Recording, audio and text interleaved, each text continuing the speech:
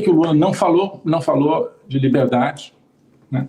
Não falou em nenhum momento daquilo que é fundamento, inclusive da Carta das Nações Unidas e fundamento da Declaração Universal dos Direitos Humanos, Carta das Nações Unidas, soberania, ele dá uma pitada, assim, de maneira equivocada, e liberdade não falou de forma nenhuma. Liberdade deveria ser a pedra angular de qualquer sistema internacional e, no entanto, não apareceu no discurso, né?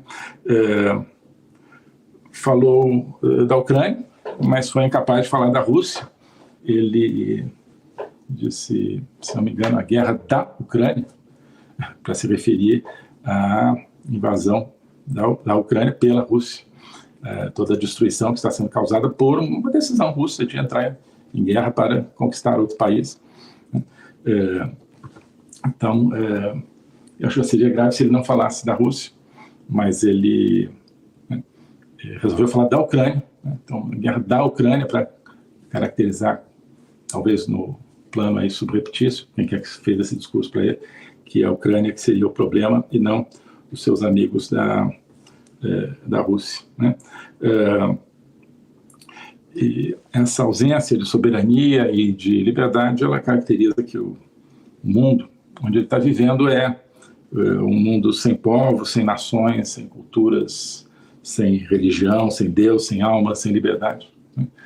Esse é o mundo que ele está caracterizando, é um mundo onde só existe, né, a realidade das máfias, do crime, né, da corrupção, da pouca vergonha, para usar esse termo técnico, né, e o verniz, né, das Nações Unidas, o verniz multilateral, né, não existe cada vez menos o povo de verdade, as nações de verdade, entre isso, né, as nações estão sendo esmagadas entre essa realidade da máfia, que está tomando conta do mundo em várias dimensões, e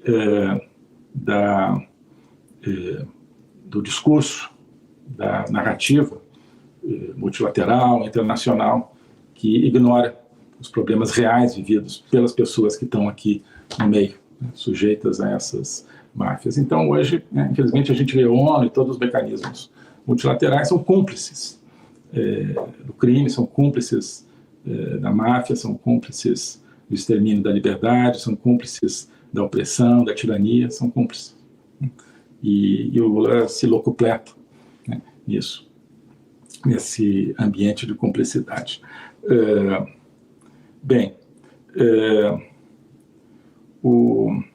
Rapidamente, eu queria fazer aqui um contraste entre... antes de continuar, saudações gaúchas aí pelo 20 de setembro, né? Queria ter falado disso no começo. A todos os gaúchos, muito especialmente, né? Saudações farroupilhas, nessa data tão importante, né? O povo que não tem virtude termina por ser escravo, como diz o hino, né, do Rio Grande do Sul. Não é uma frase banal, é uma frase muito importante. A liberdade não está baseada na lei, porque a lei pode ser facilmente manipulada por determinadas pessoas, como a gente bem está vendo. A liberdade está baseada na disposição de cada um de defendê-la na sua vida, na sua comunidade, no seu país. Acho que isso que a lição farroupilha para todos nós brasileiros, né?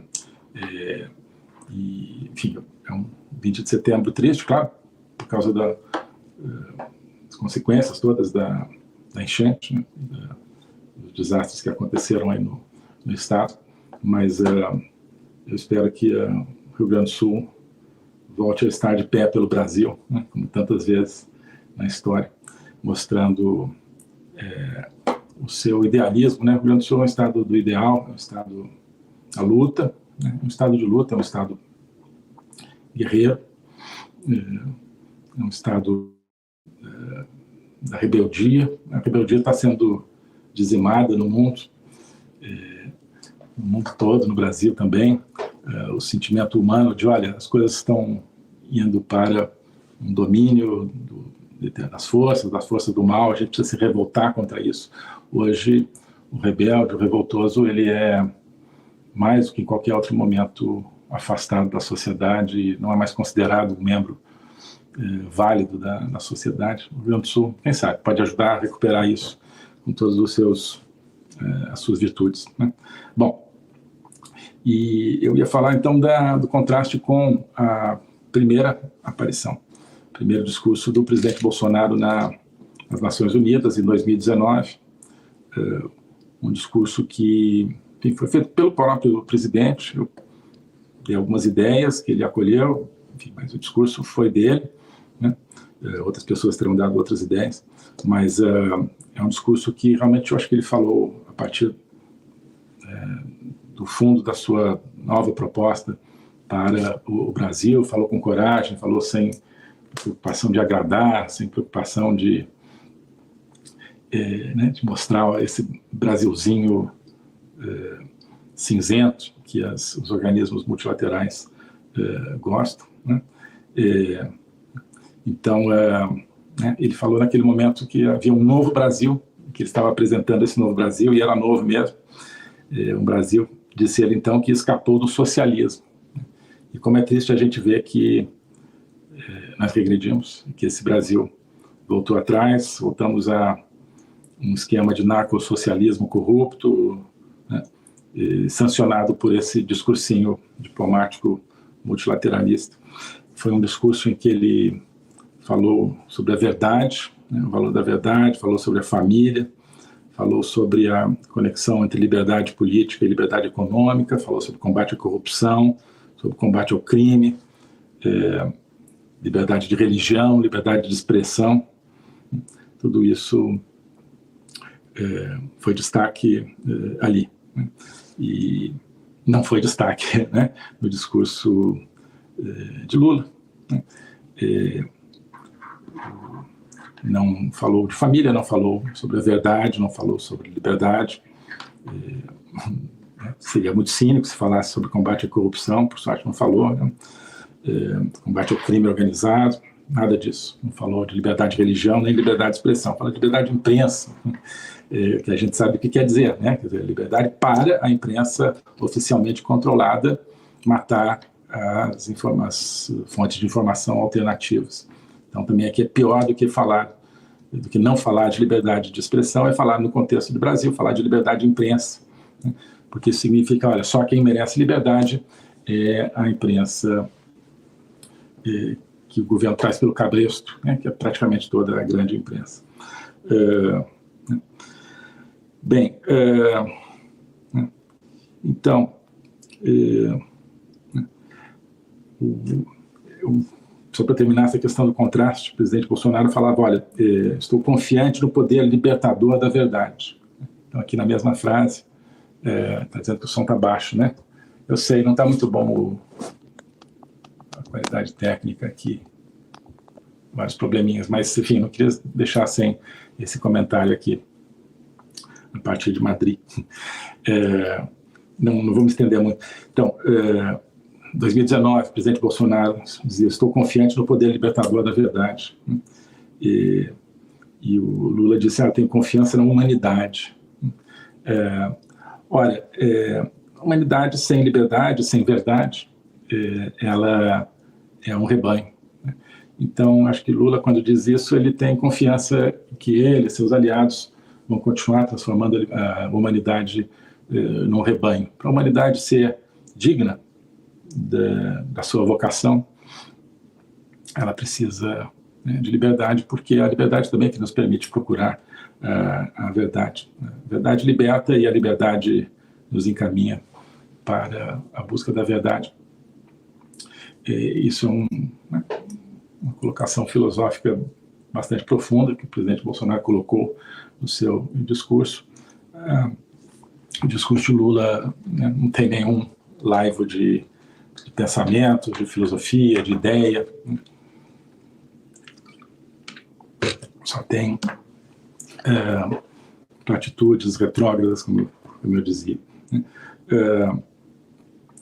Vamos ver aqui algumas questões que ele coloca, Lula, como problemas do mundo. Crise climática, tá? Fome, desigualdade, né? Insiste nessa desigualdade, né? E aí é curioso a gente ver a soma desses problemas, porque o que causa hoje mais insegurança alimentar no mundo? As políticas climáticas. As políticas climáticas estão destruindo a agricultura em várias partes do mundo. A agricultura na Holanda, uma das mais produtivas do mundo, está sendo dizimada por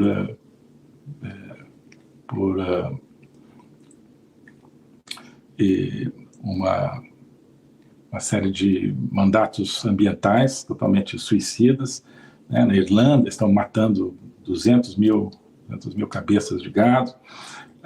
No Brasil, um crédito de carbono, daqui a pouco vão expulsar vários produtores, e agricultores, criadores de gado do mercado, né?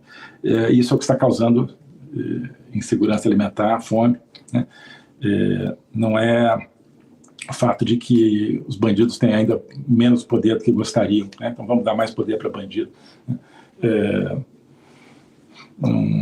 Não é por aí que vai se corrigir desigualdade nem fome. Então, claro, fome é um problema, né?